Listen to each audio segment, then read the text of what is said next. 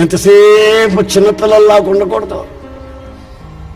కొంతమంది ఉంటారు 10 సంవత్సరాలైనా 5 సంవత్సరాలైనా వాళ్ళు విశ్వాసులే, పిశాసులు కాదు, విశ్వాసులే.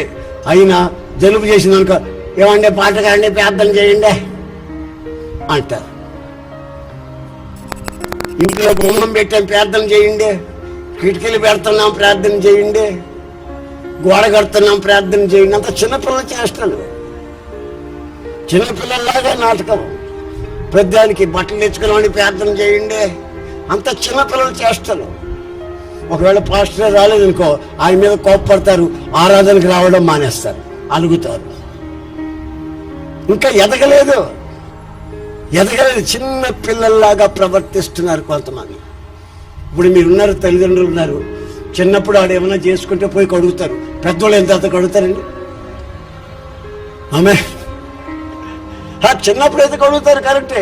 మరి పెద్దోళ్ళు అయితే 2 సంవత్సరాలు అయింది, 4 సంవత్సరాలు అయింది, 5 సంవత్సరాలు అయింది, ఇంకా అయ్యాసన గారు కొంచెం తలగా ఇట్లా అంటుంది, వ్యాఖ్య చేయి.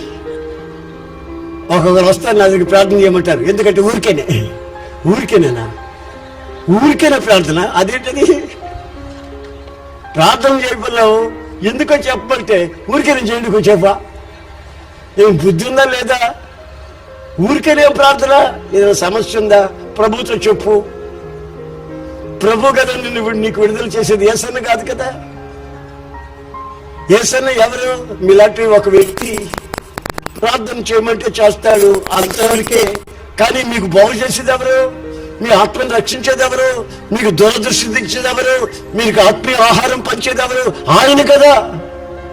ఆయన మీద ఉండవలసిన ఆ దృష్టి మనుషుల మీదకి వచ్చిందనుకో, నీ కళ్ళు గుడ్డివైనాయి, దూరదృష్టిని కోల్పోయావు, మరలా పాపంలో పడేదానికి అవకాశాలు ఉంటాయి.